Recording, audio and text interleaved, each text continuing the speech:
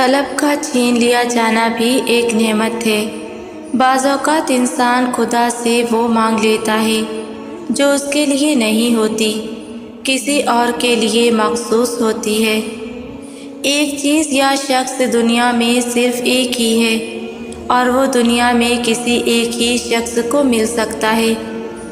ایسے میں اس چیز یا شخص کے زائد امیدواروں کو اکیلا نہیں چھوڑا جاتا کہ وہ اللہ کی رحمت سے نا امید ہوں اور اپنے آپ کو ہلاکت میں ڈال لیں۔ ایسے لوگوں کو اس مقام پر لا کر کھڑا کر دیا جاتا ہے کہ انہیں اپنی دعا قبول ہوتی ہوئی نظر آ رہی ہوتی ہے، پر پھر ان کی طلب سلب کر لی جاتی ہے۔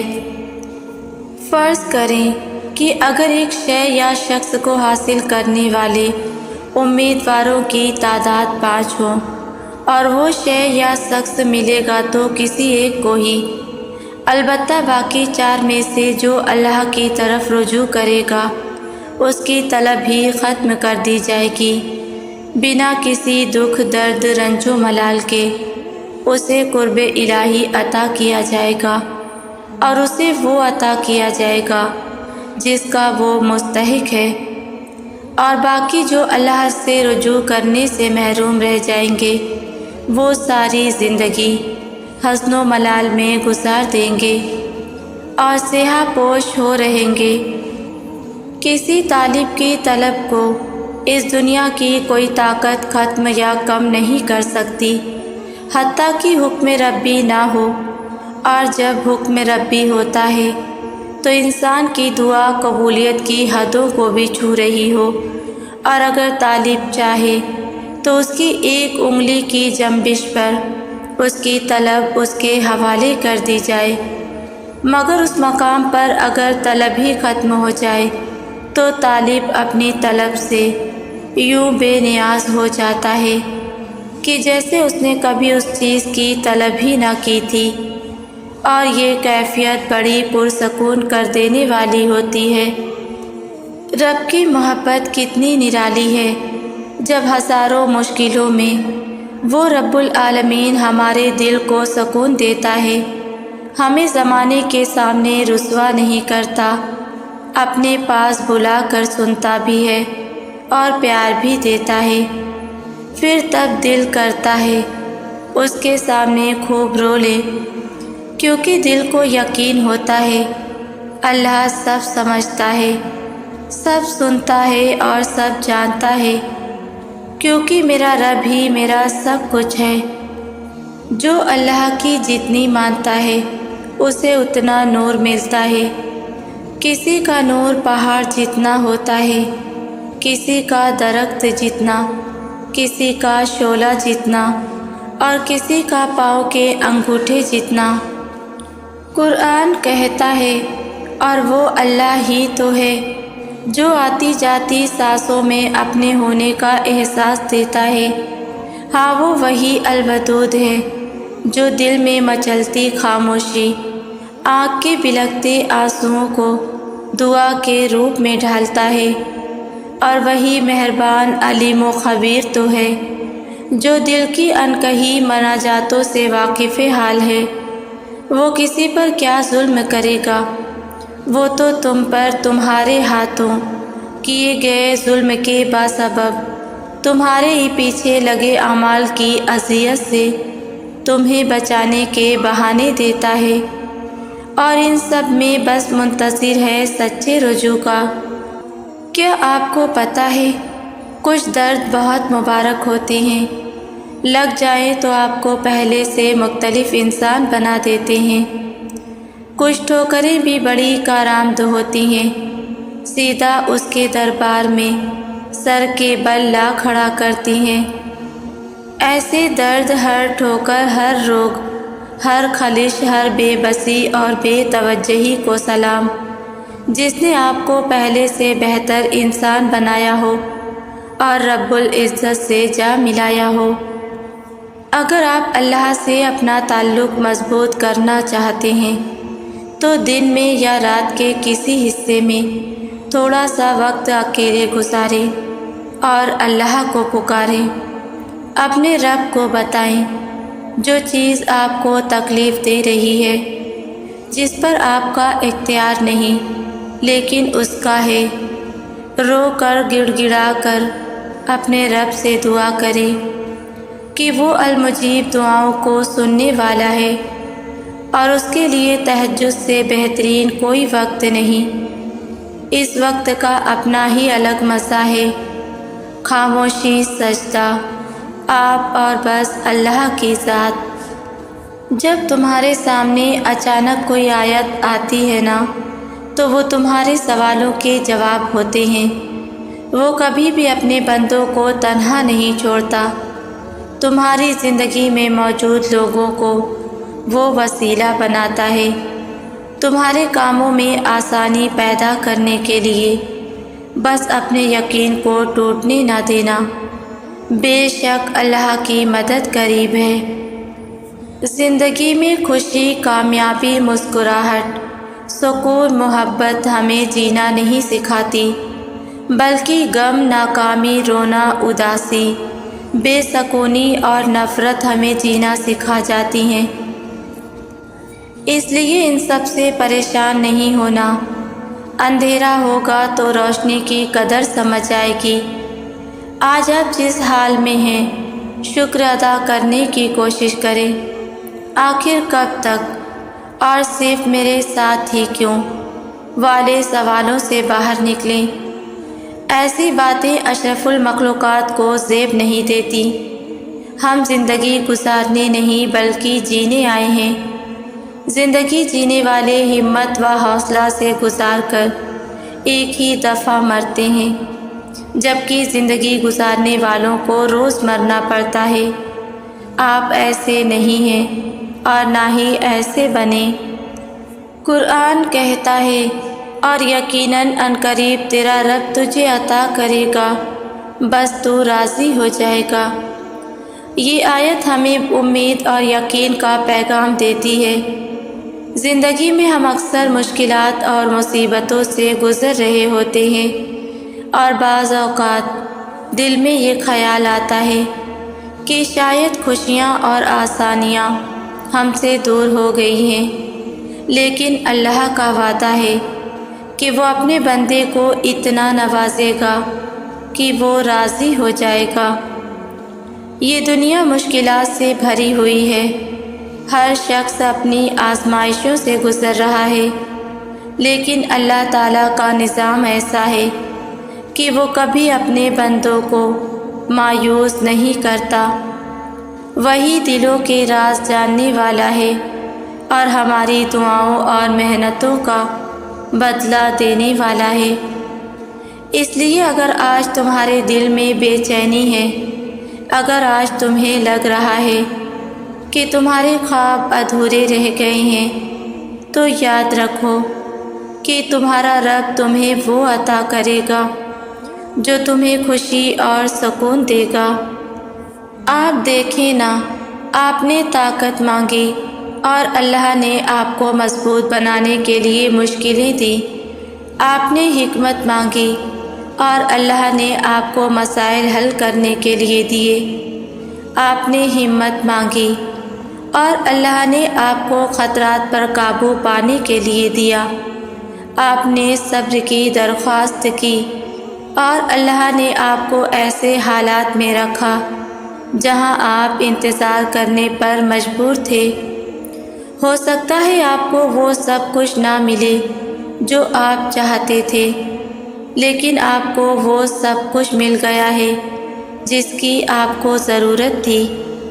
جب کوئی مشکل آ جائے اور سمجھ نہ آ رہی ہو کہ کیا کرنا چاہیے، تو اللہ پہ سب کچھ چھوڑ دیں اور یقین رکھیں کہ وہ سب کچھ ٹھیک کر دے گا۔ اس پر اس کو اس طرح یقین ہونا چاہیے کہ وہ بنجر زمین میں بھی پھول پیدا کر سکتا ہے، جو رات اور دن کر سکتا ہے، جو پتھر میں موجود کیڑے کو بھی رزق دے سکتا ہے، جو دونوں جہان بنا سکتا ہے، وہ تمہاری مشکل بھی حل کر سکتا ہے، پھر چاہے وہ اس میں جتنی بھی الجھنیں ہوں، کیونکہ اللہ کے لیے کچھ مشکل نہیں۔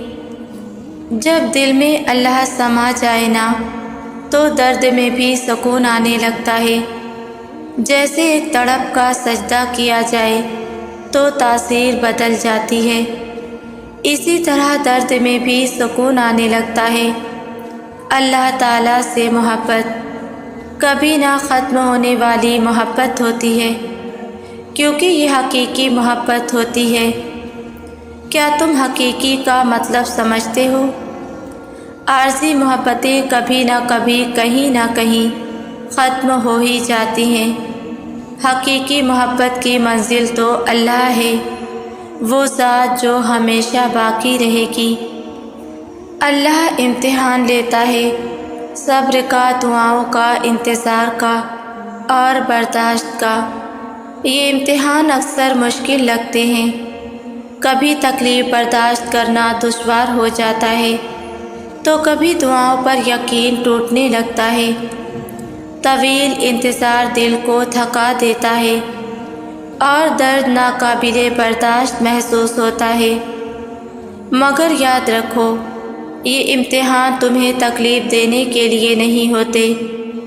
غور کرو تو سمجھ آتا ہے کہ جب تم اس آزمائش میں نہیں تھے تب تم اللہ سے اتنے قریب بھی نہیں تھے جتنا یہ امتحان تمہیں لے آیا ہے۔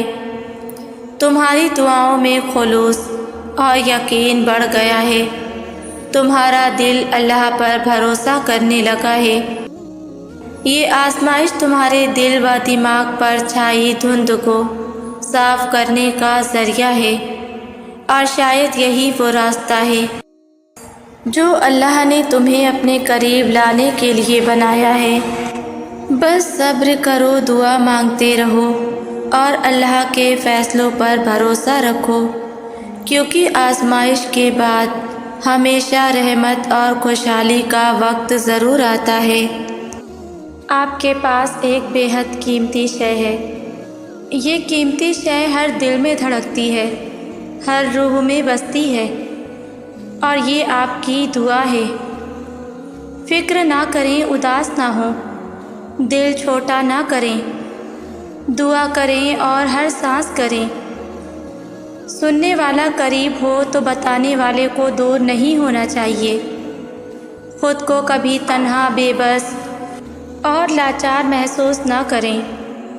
دعا آپ کی قدر و منزلت اور آپ کی امداد ہے، یہ آپ کی کشتی اور آپ کا سہارا ہے۔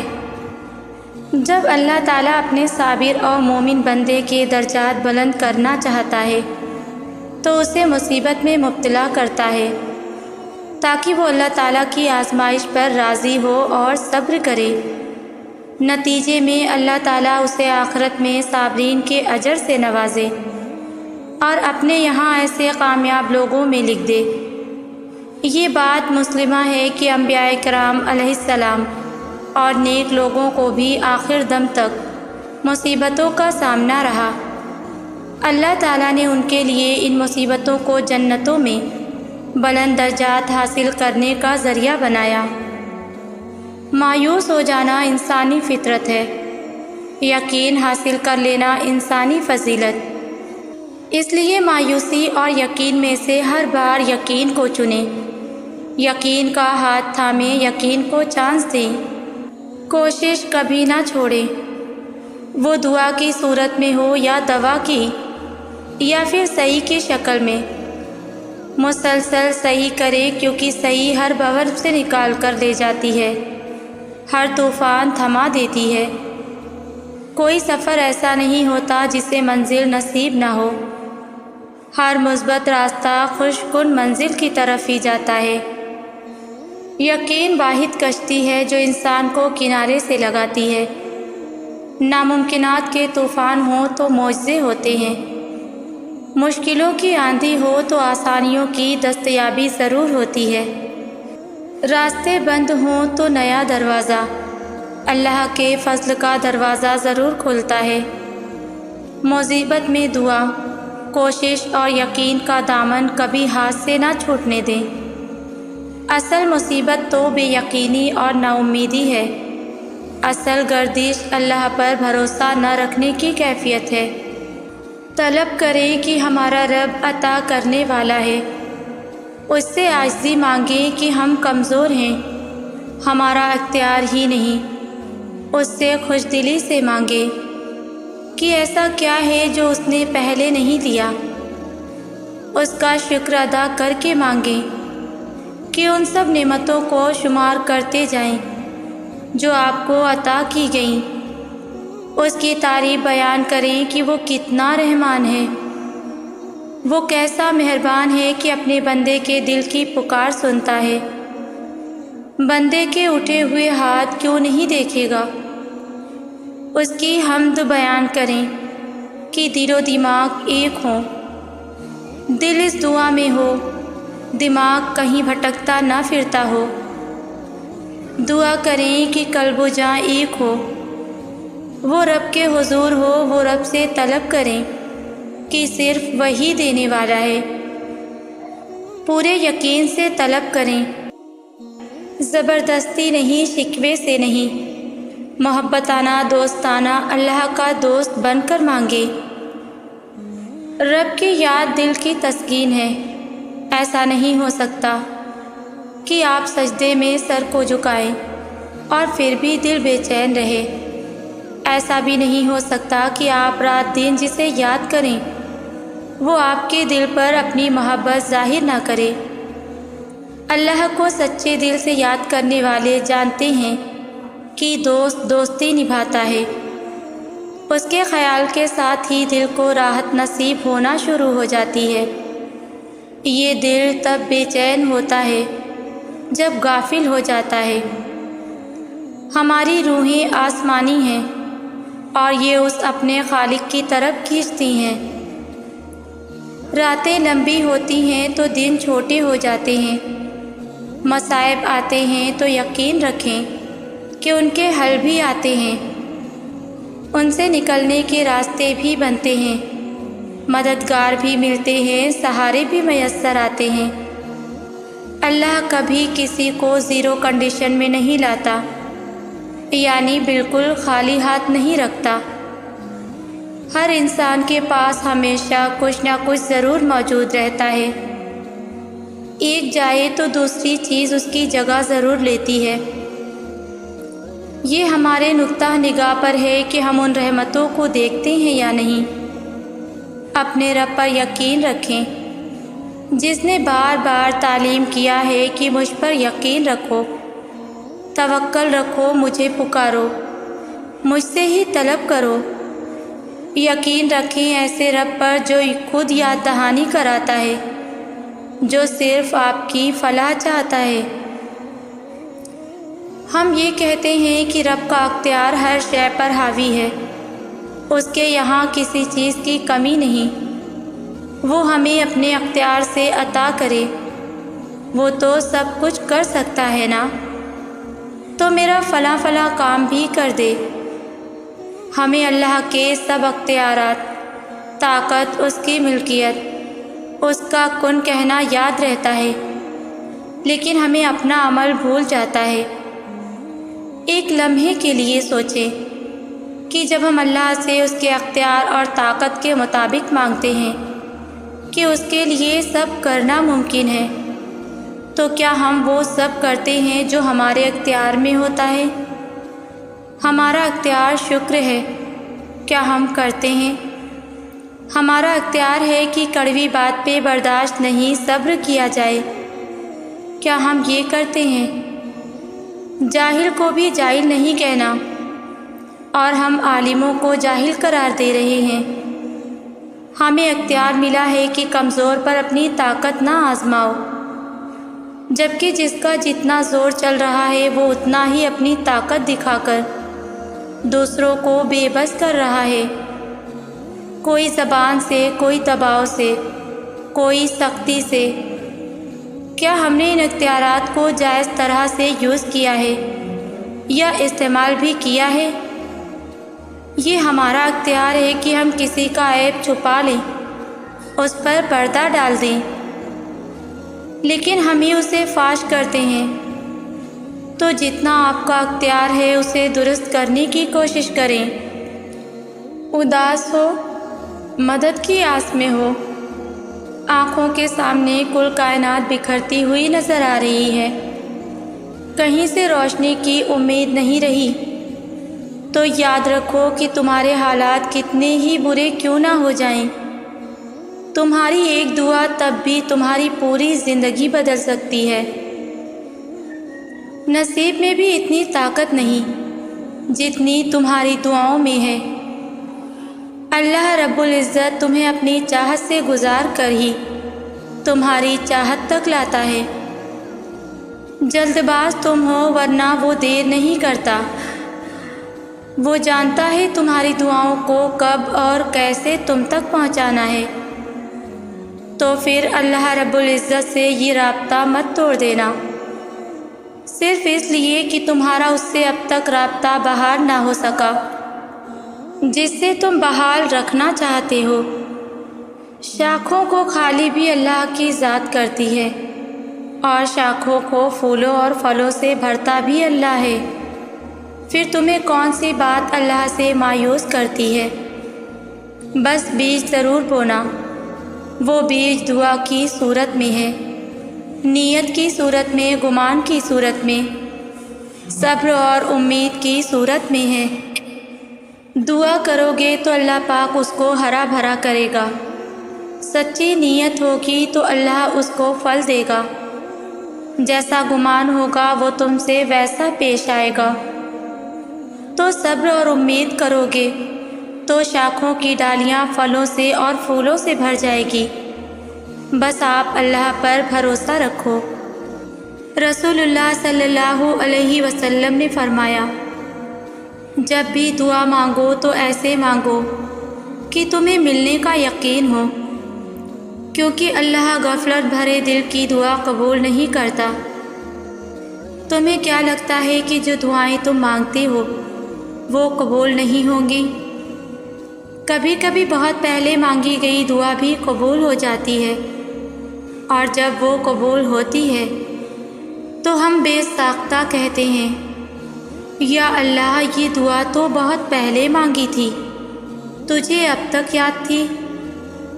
ایک دن تم ان دعاؤں پر بھی یہی الفاظ کہو گے جو تم اب بھی مانگتی ہو۔ کن فرمانا کوئی مشکل کام تھوڑی نہ ہے اللہ کے لیے، جب وہ کن فرماتا ہے تو بس ہو جاتا ہے اور چیزیں وجود پا جاتی ہیں۔ تہجد میں مانگی گئی ہر دعا قبولیت کی دعا ہے، اور جو تمہارے دل میں دعا کی ترغیب لایا ہے اس نے اس کو قبول کرنے کا بھی تم سے وعدہ کر رکھا ہے، اور وہ وعدہ خلافی نہیں کرتا۔ ہو سکتا ہے راستہ تمہاری پسند کا نہ ہو، مگر یہ بھی تو ممکن ہے کہ یہ راستہ تمہیں اسی منزل کی جانب لے رہا ہو جہاں تم جانا چاہتے ہو۔ دعائیں کبھی بھی رد نہیں کی جاتی، پھر وہ تہجد کی دعا ہو یا پھر فرض نماز کی، پھر وہ ہنس کر مانگی گئی ہو یا روتے ہوئے، پھر وہ کسی نمازی کی ہو یا بے نمازی کی۔ جو کافر کو بھی خالی ہاتھ نہیں لوٹاتا، تمہیں کیا لگتا ہے وہ تمہیں تڑپتا ہوا چھوڑ دے گا؟ دعاؤں میں بہت طاقت ہوتی ہے، اور جب تم سچے دل سے اللہ سے مانگتے ہو تو وہ کبھی تمہیں مایوس نہیں کرتا، کیونکہ تمہارا رب بہت باعزت ہے اور اس کو حیا آتی ہے تمہیں خالی ہاتھ واپس لوٹاتے ہوئے۔